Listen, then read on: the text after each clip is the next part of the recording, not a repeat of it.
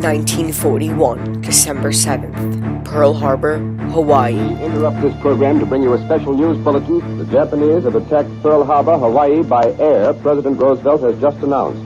The attack also was made on all naval and military activities on the principal island of Oahu.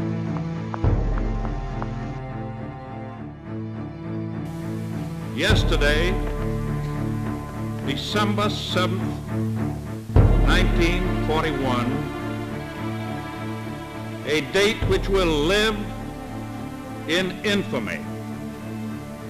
The United States of America was suddenly and deliberately attacked by naval and air forces of the Empire of Japan.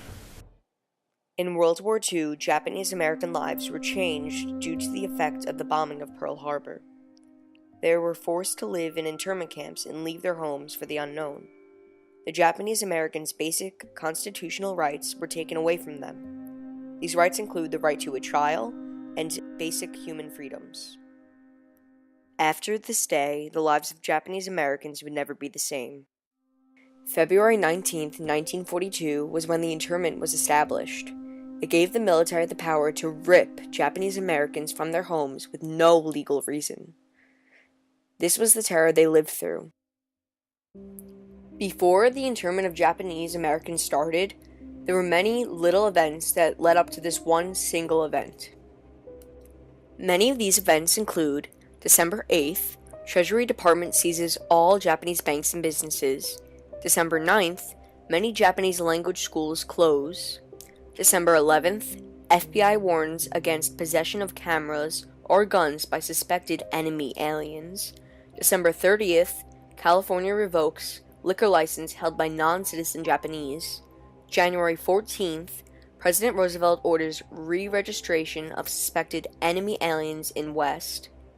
January 29th, U.S. Attorney General Francis Biddle issues the first of a series of orders establishing limited strategic areas along the Pacific coast and requiring the removal of all suspected enemy aliens from these areas. January 31st, Attorney General establishes 59 additional prohibited zones in California to be cleared by February 15th. February 4th, Attorney General establishes curfew zones in California to become more effective. February 19th, President Roosevelt signed Executive Order Number 9066, authorizing Secretary of War or any military commander designated by Secretary to establish military areas and exclude therefrom any or all persons. These are just some of the many events that led up to the Japanese-American internment. Two very important court cases during this time were Hirobayashi versus United States and Korematsu versus United States. These two court cases talked about very important matters like curfew and the internment itself.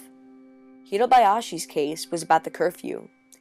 Gordon Hirobayashi was an American citizen. He believed that it was not fair that he can only be out till 8 p.m. He felt that this was wrong and brought this up to the Supreme Court. The Supreme Court ruled that it was okay for them to do this because of the country's current status.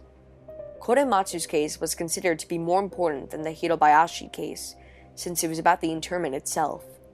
It can be said that the Korematsu case is more known and overshadowed the Hirobayashi case. Fred Korematsu did not follow the internment and went to the Supreme Court to gain back his rights. He did not win, and like before with Hirobayashi, the Supreme Court did not rule in his favor. During the internment, many Japanese American constitutional rights were taken away from them. One amendment was the sixth one. The Sixth Amendment states that it protects the right to a fair and speedy public trial by jury, including the rights to be notified of accusations, to confront the accuser, to obtain witness, and to retain counsel. This right was taken away from the Japanese Americans. The Japanese Americans had no idea why they were being sent to internment camps, only that it was because of their race. This was wrong and against the Constitution. I was lucky enough to be able to speak with survivors of the internment. Their names are the Masadas. They told me their sad stories about living in the camps and how they survived through it. They also answered many of my questions.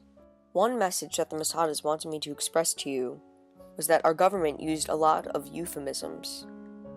Internment camps are for aliens of our enemy countries. 2/3 of the 120,000 incarcerated were Americans, not aliens of Japan. They were not in internment camps. They were in concentration camps. It is unfair of us to consider them inside internment camps, since most of them were American citizens. The first question that I asked the Masadas was, "What was life like for you?" Marion wrote, "Our family of 8 lived in one room with one light bulb. There was no privacy for any of us. There was room only for sleeping in our room. School was limited in supplies. Food was not what we were used to. Wheaties, orange marmalade, apple butter, lots of pancakes. Milk was limited for growing children. Not much to do for girls. I was a Girl Scout for a short time." Saburo, "To say the least, life was not normal.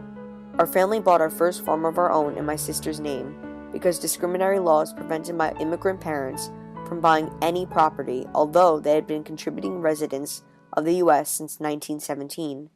We always worked hard in the vineyards and studied hard at school.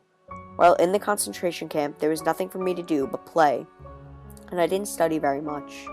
Like most families with children, I ate in the mess hall with my friends and never with my parents, as we had done before. Like most families, family life was missing during the camp years. After 5 months in a temporary detention center, we were transferred to a permanent concentration camp in the swamplands in southeast Arkansas.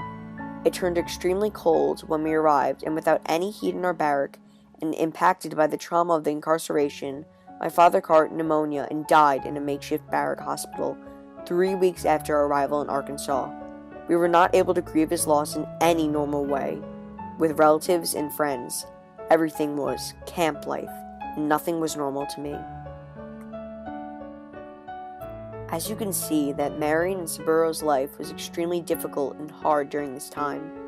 It's crazy to think that our country that we're living in right now did this to innocent people. The second question that I asked the Masadas was, "Who do you feel was responsible for the situation?" Marion wrote, "Lieutenant General John D. Witt's recommendation to President Franklin D. Roosevelt led to his Order 9066 to incarcerate all Japanese Americans, aliens and non-aliens. He did not have the integrity to say citizens." Saburo said, "Lieutenant General D. Witt, who was an out-and-out racist, who was in charge of the Western Command on the West Coast. He swallowed the anti-Japanese propaganda of spying and sabotage and disloyalty by the Japanese population living on the West Coast. For 40 years leading up to the bombing of Pearl Harbor by Imperial Japan, this anti-Japanese movement campaigned to rid the West Coast of all people of Japanese ancestry based on racial prejudice and economic competition. And of course, our President FDR Roosevelt succumbed to the racist acts and false propaganda and also protected his political position." The third question that I asked the Masadas was, "Do you blame the U.S. for their actions?" Marion wrote, "To look for blame is not helpful at this point in our life. It only leads to anger, resentment, and hurts us more than is helpful. It happened to us, and we just did the best we could under the circumstances, and moved on with our daily life. In a Japanese saying, out of adversity comes good, and it has proven so far for us." Saburo wrote, "Of course, but by blaming the U.S., it includes all of us who have had the power and responsibility to execute the incarceration order or to allow it to happen. All that is necessary for the triumph of evil is that good men do nothing, Edmund Burke, or to let it happen." My fourth question to the Masadas was, "What do you think people could have done to stop this?" Marion wrote, "People who know us, lived as neighbors and friends, did not come to our aid for the most part. The people in government who knew that the Constitution was not adhered to. It became just a piece of paper and did not protect us as Americans and permanent legal alien residents of the U.S. Saburo wrote, "Decent Americans who knew better kept silent for the most part. Some did protest the unjust Executive Order 9066 of the President and the unjust incarceration order of General D. Witt, but their voices were drowned out by the public media and propaganda of the anti-Japanese movement. We had no voice, no power, and no one to advocate for us, so we were like victims of incest, violated by our own country that we loved, respected, and obeyed.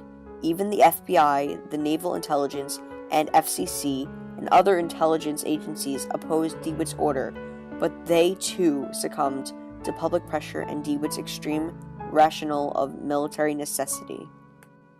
The fifth question that I asked the Masadas was, what rights did you feel were most violated? Marion wrote, our freedoms. We were guarded night and day by military police with guns focused on us. We were confined within our camp area. When it was obvious that what was happening to us was a tragic carrying out of injustice and not constitutional, the camp confinement rules were relaxed, but by then it was too late. And besides, those incarcerated had no intention of escaping the camp confinement. None of us were guilty of any crime, so why would we want to escape? We had nowhere to go. The damage had irrevocably been done. Most of us had lost everything when we were forcibly uprooted from home, property, business, and lifetime achievements. Saburo wrote, of course, our rights of citizenship as a loyal American are guarantees protected by our beloved Constitution and Bill of Rights and freedom and family life and livelihood and our normal living in America. My sixth question to the Masadas was, who do you think had the responsibility to end the incarceration? Marion wrote, our president. He could have released us earlier, but he waited until he was assured of re-election in November of 1944. Then he reordered the camps closed. Saburo, our president, and anyone who had the authority to do so.